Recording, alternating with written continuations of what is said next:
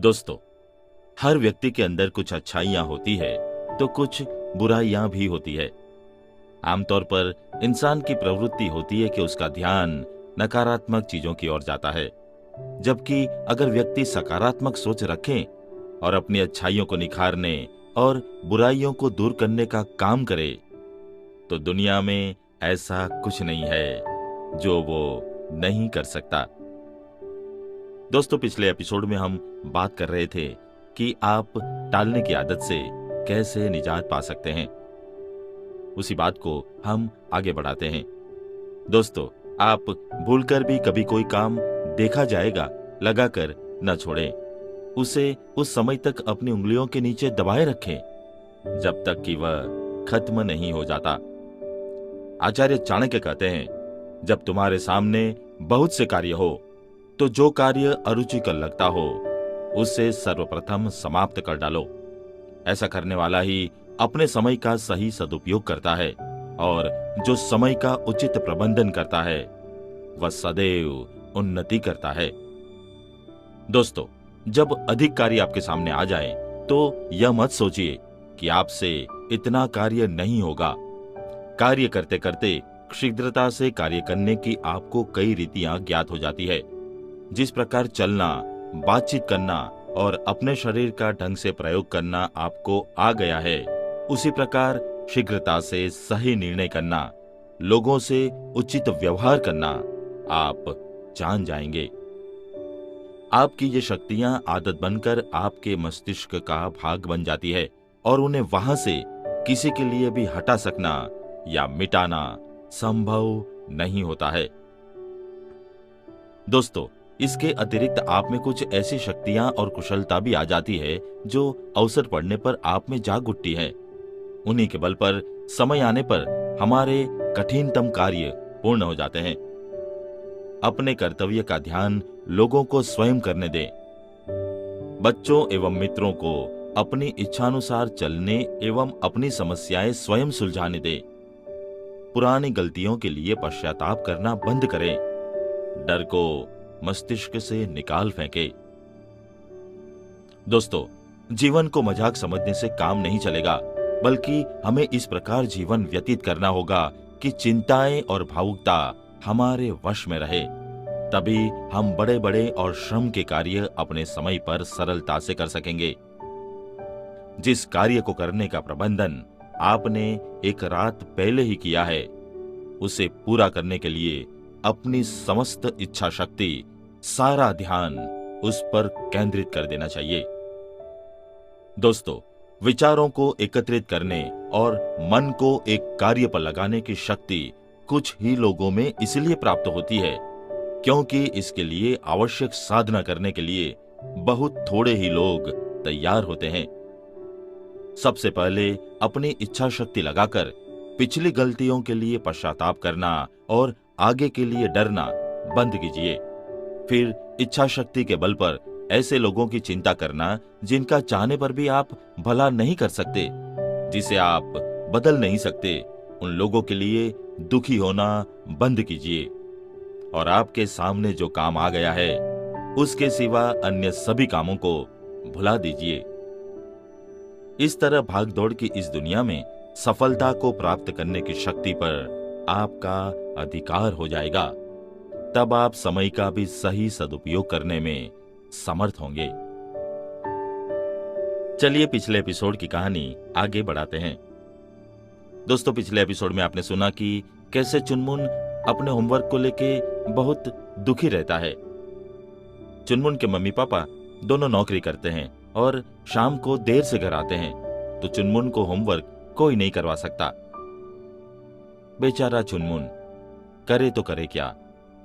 Mummy भी गुस्से से झुंझलाती है और स्कूल में उसे अध्यापिका से डांट पड़ती है। अब आगे। आजकल घर आते ही चुनमुन की उधेड़-बुन शुरू हो जाती। क्या करूं? न खाने में उसका मन लगता, न टीवी देखने में। एक दिन चुनमुन इसी तरह कमरे में चक्कर काट रहा था।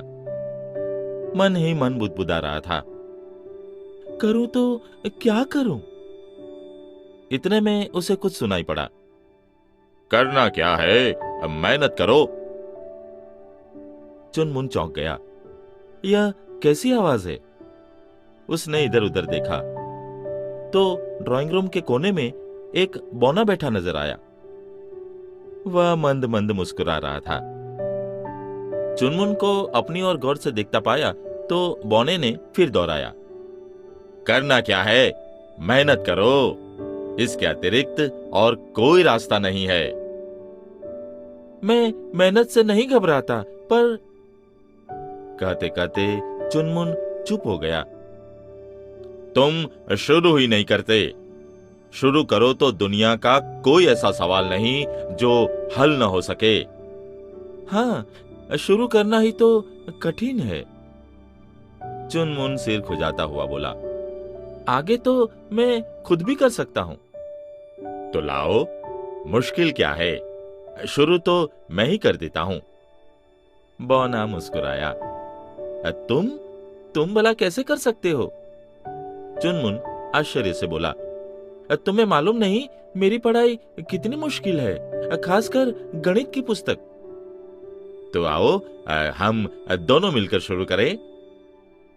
दोनों ने मिलकर झटपट 7 सवाल कर दिए। बौना बोला, अब जाऊं? आगे तुम खुद कर लेना। हाँ हाँ जरूर, चुनमुन खुश होकर बोला और बौने के द्वारा हल किए गए सवालों को पढ़ने लगा।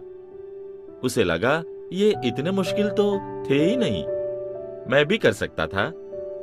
बस उसी समय उसने कॉपी उठाई और बाकी सवाल हल करने में जुट गया। रात होते होते उसने एक अध्याय के पूरे सवाल हल कर दिए।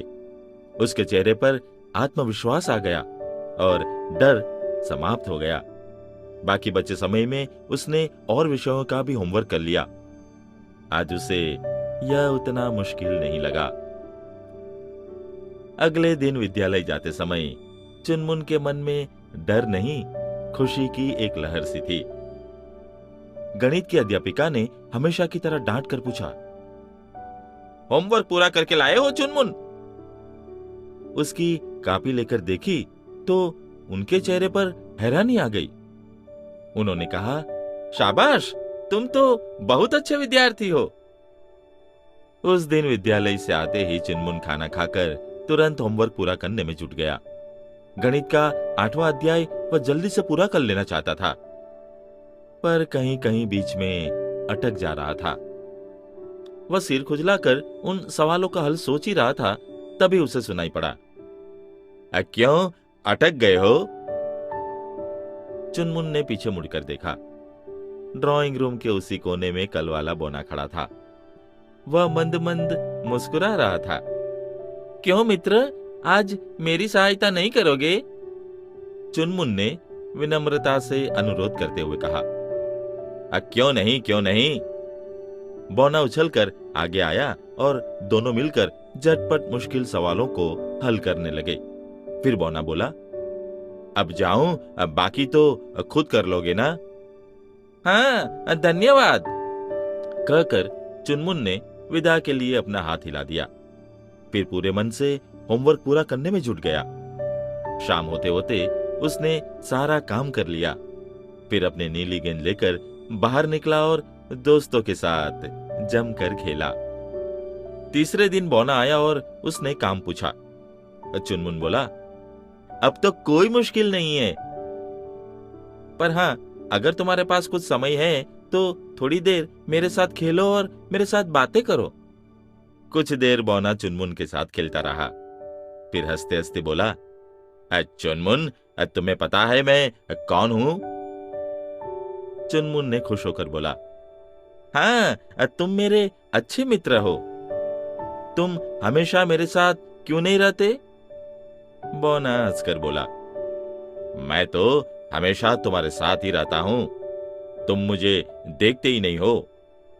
मैं कोई जादुई व्यक्ति नहीं हूं, बल्कि मैं तुम्हारा आत्मविश्वास हूं। जब तुम्हें महसूस होता है कि बौना मेरे साथ है, तब तुम में आत्मविश्वास आ जाता है और सारे काम तुम आसानी से कर लेते हो।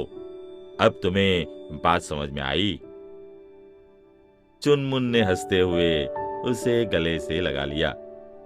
अब चुनमुन को होमवर्क पहाड़ नहीं लगता था, बल्कि स्कूल का काम करने में उसे आनंद आने लगा। दोस्तों, आज के एपिसोड में बस इतना ही। अगले एपिसोड में फिर मुलाकात होगी, फिर बातें होगी। तब तक के लिए नमस्कार।